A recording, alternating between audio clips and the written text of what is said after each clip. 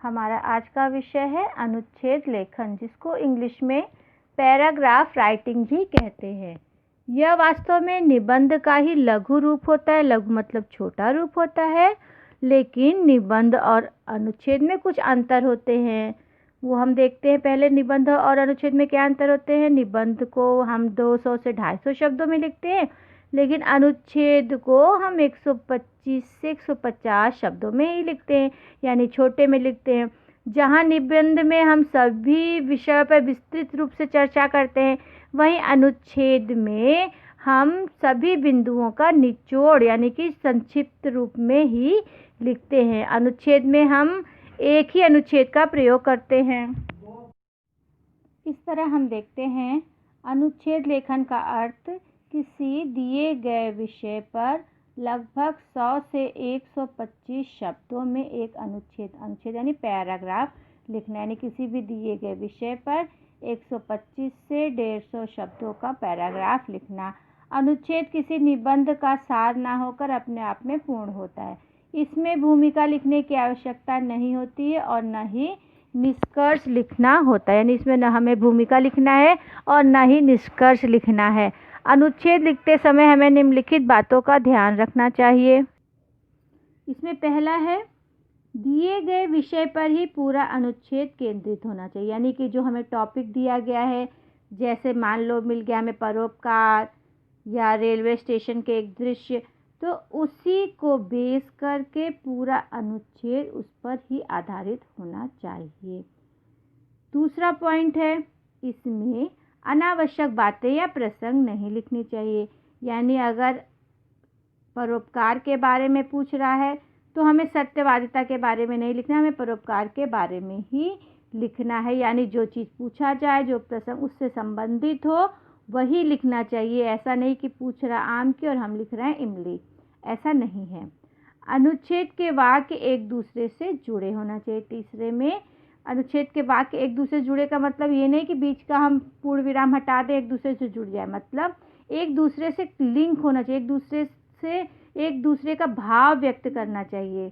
एक वाक्य जो कह रहा है, दूसरा वाक्य उसको पूरा करना चाहिए। ऐसा लगना चाहिए कनेक्टिविटी लगातार बनी हो। इस तरह से ध्यान रखना चाहिए लिखते समय।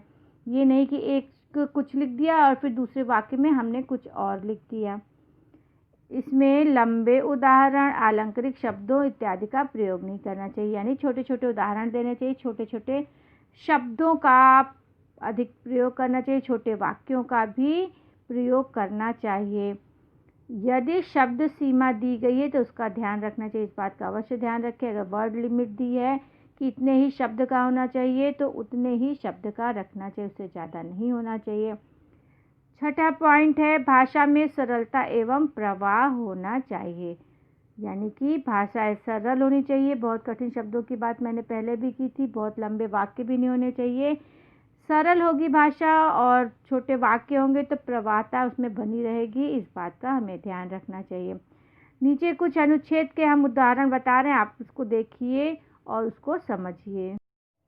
उदाहरण के तौर पर देखते हैं परिश्रम का महत्व। मानव जीवन में परिश्रम का बहुत महत्व है। यह सभी प्रकार की उपलब्धि अथवा सफलता का आधार है। परिश्रमी मनुष्यों ने मानव जाति के उत्थान में अतीव योगदान दिया है। हमारी वैज्ञानिक उन्नति के पीछे परिश्रम का बहुत बड़ा योगदान रहा है। अपने परिश्रम के सहारे मानव सुदूर अंतरिक्ष में जा पहुंचा है, अतः परिश्रम से बचने की कोशिश नहीं करनी चाहिए। जिस राष्ट्र के नागरिक परिश्रम को महत्व नहीं देते, वह राष्ट्र दुनिया के अन्य राष्ट्रों से पिछड़ जाता है। यही कारण है कि हमारे महापुरुषों ने लोगों को परिश्रम करते रहने की सलाह दी है। परिश्रम करने वाला व्यक्ति एक न दिन अवश्य सफल होता है। कोई भी कार्य परिश्रम करने से ही पूरा होता है, केवल इच्छा करने से नहीं। अतएव किसी ध्येय की प्राप्ति के लिए परिश्रम करना अत्यावश्यक है। तो यहाँ पर देखा आपने, एक ही पैसेज में, एक ही अनुच्छेद में उन्होंने अपनी पूरी बात कह दी। छोटे छोटे वाक्यों का प्रयोग किया गया है, बहुत लंबे वाक्यों का प्रयोग नहीं किया गया है।